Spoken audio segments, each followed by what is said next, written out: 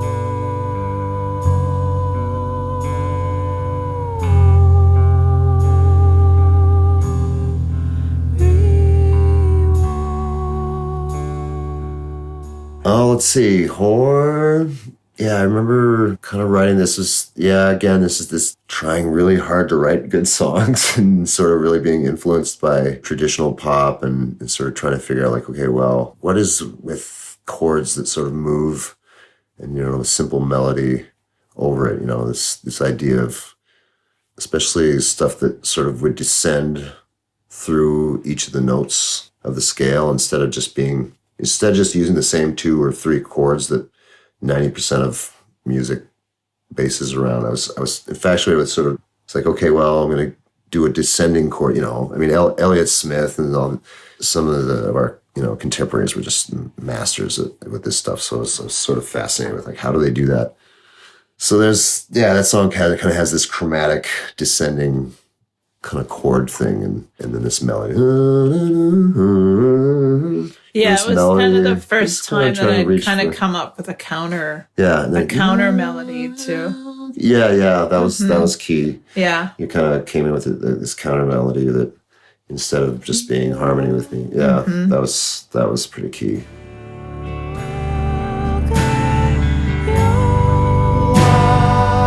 is the horn you're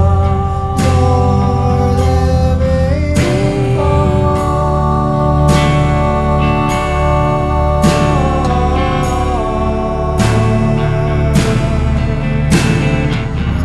You fill the house with bells, but you can't live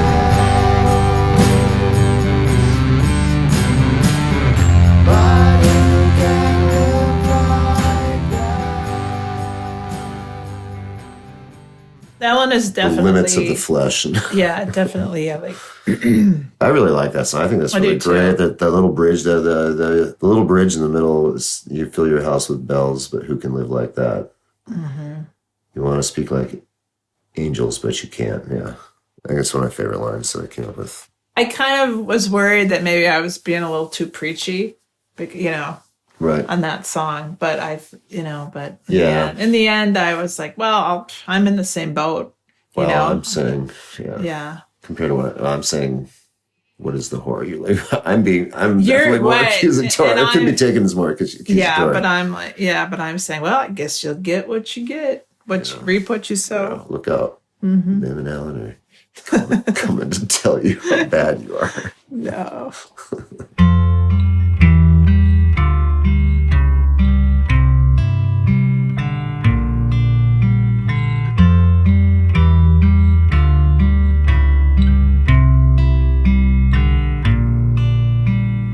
Half your life you kept it in, born without a stomach. As we were starting to have children, our daughter was pretty fresh at this point, but sort of the concept of there being this other person who is that close to you and someone who you're that concerned about, like, well, what kind of life are they going to have? And you are hopeful and fearful for their life more so than you ever were, even for your own, and that can be terrifying. And so you start imagining, like, what is life going to be like for this person? What is their experience going to be? What is the ultimate trauma they're going to have to deal with? And, how will reality look around in their space, as they become a more valid life form than you are, because they're now new and now you definitely sense, again, I think they use the word passing of the mantle. It's sort of a weird, subtle thing that happens when you recognize that reality. I don't know. So yeah, I'm speaking maybe to a hypothetical future, my daughter or someone that close, I guess, so to speak.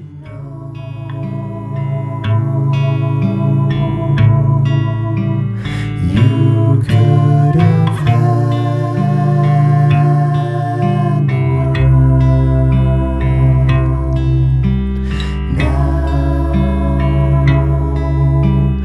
Now, lesser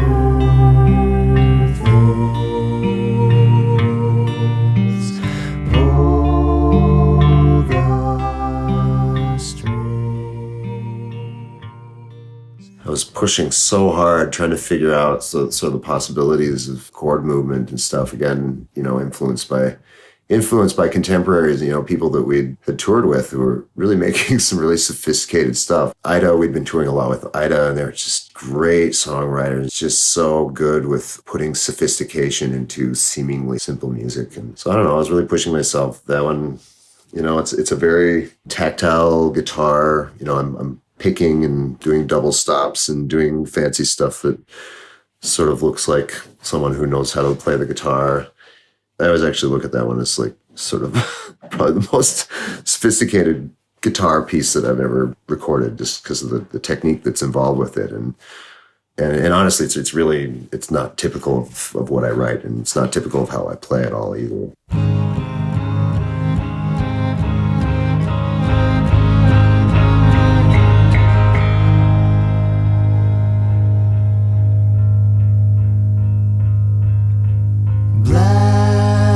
Like a forest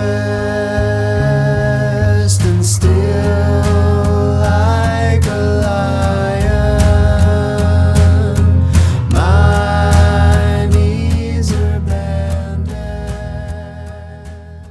Yeah, like a forest, again, kind of just exploring pop and trying to figure out kind of chord movement, and we're sort of trying to find ways to do it without it being sort of rock and roll backbeat, Heaven, we just really, and do-do-doom, just a real I don't know, it's funny, orchestral, but still on a real minimal level. Yeah, and that Strings on that,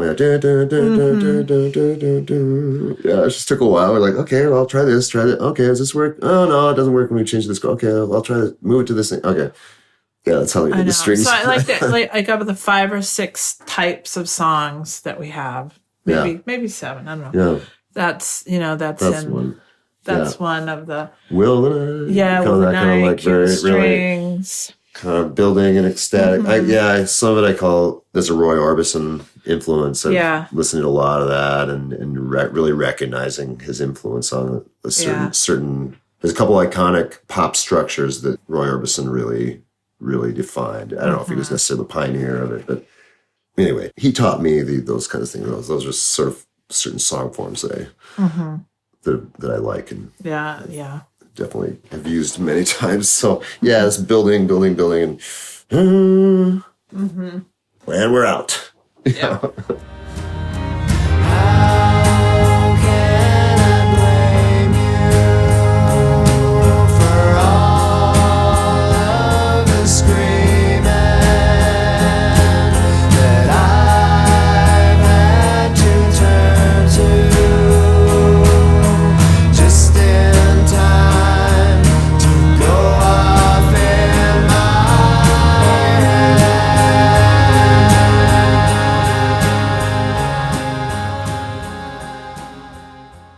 I think of my friend, a friend named John, went to college with, who blew up like an M80 or something in his hand and kind of lost half of a couple fingers. So that's sort of the reference to that. So that, just in time to go up in my hand. Yeah, again, trying to convince someone you love to either keep going or see the truth or something. I don't know. Just probably a precursor more to what was coming than anything. Maybe. I don't know. Let's say the next few years, probably, I started losing my mind a little bit, and the universe started collapsing, for me at least, a little bit. But this was definitely a bright fire on the way there.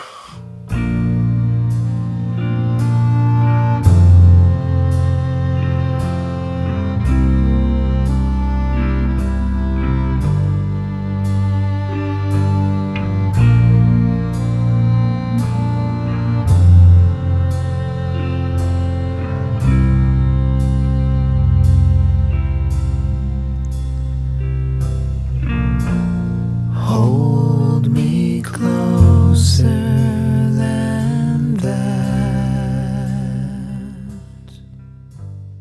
Well, our song, let's see, Closer, it's the second to last song on the record, is You never kind of look at that and see that it's sort of an intimacy song. It's a love song. It's look what we've been through. Is that not the substance of who we are together? Look what we survived. Look what we helped each other through. Look what we made. I mean, that's the substance of sort of, that's the substance of a relationship. So to me, that's, hold me, it's like, look at all these things you've been through. If you've lost everything together, when I see, the ships lay sleeping beneath overhead, spinning past, it's a little bit of the imagery of two ships passing in the night, except one is on the bottom of the sea and one is aimlessly drifting, across the surface. But is there still not intimacy there? I mean, even the image of the lack of intimacy is almost intimate. I think, again, I keep coming back to like, those are the things that's the substance of love. And that's the substance of eternal life, Things we lost in the fire.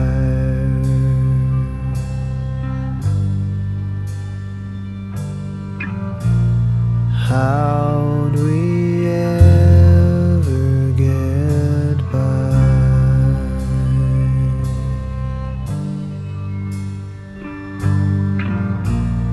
Words will never take back.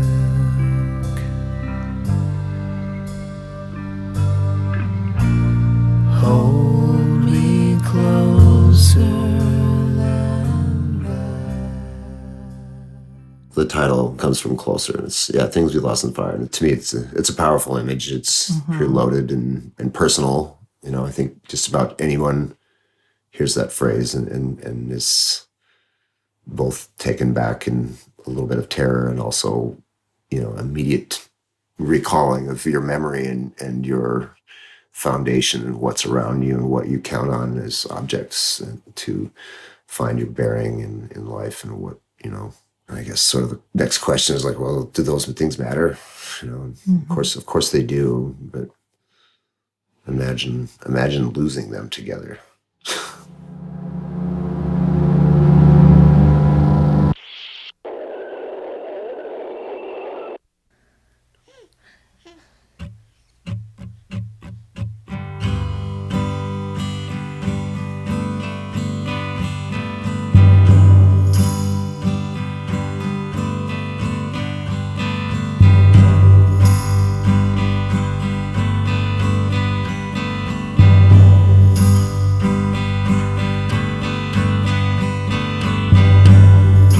Filling holes with tiny sound.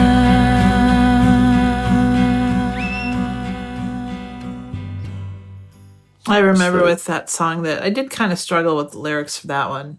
We're talking about In Metal? In Metal, Oh, yeah. okay, sorry. Yes, we were still talking about the noise thing from before. Oh yeah, well, Okay. I'm getting to For In Metal. I'm getting to the nitty gritty of the song. All right, How much time can you spend on that noise thing? exactly. It's not even listed on the record.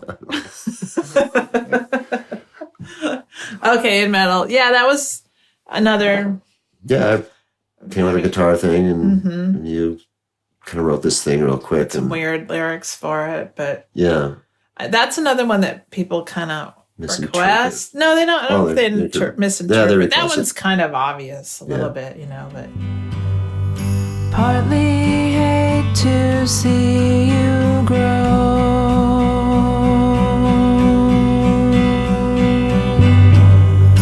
And just like your baby shoes, wish I could keep your little body in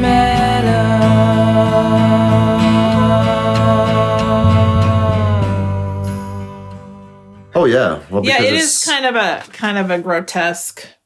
it's grotesque reference, and terrifying and But I know when Also, when you have your kids and they're just so sweet and they're just you just want to wrap them up and keep them where they're at, Yeah. and that's kind of just Yeah. referring to that, how we just loved her so much and we just wanted to keep her so sweet and precious, because you never know what's going to happen. Yeah. We knew that it was a special, Wish she could keep you in this. a very special moment. I know we can't, but it would be nice. Yeah.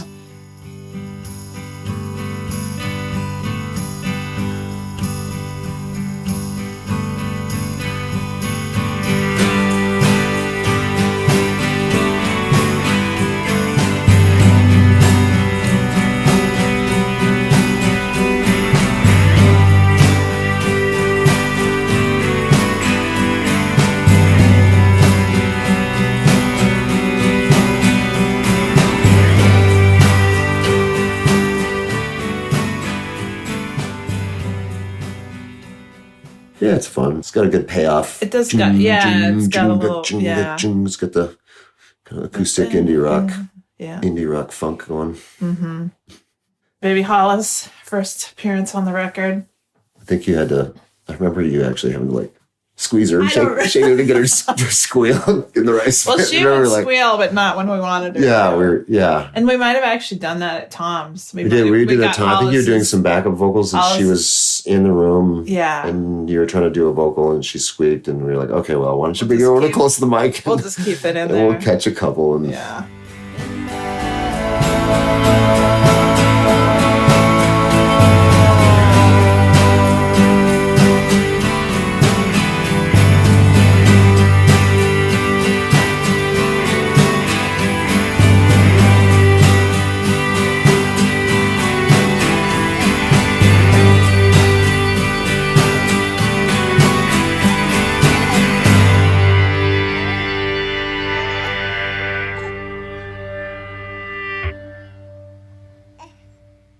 Well, this was a really great record for us. We were working with people that we loved.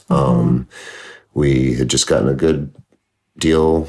Our label in England, kind of our situation in England finally was healthy and good. And we had a good label there, and the Christmas record had kind of gotten a lot of people's interest up in us. So when this record came out, it was really fun to like really deliver and actually have something that I felt like we achieved what we were hoping to.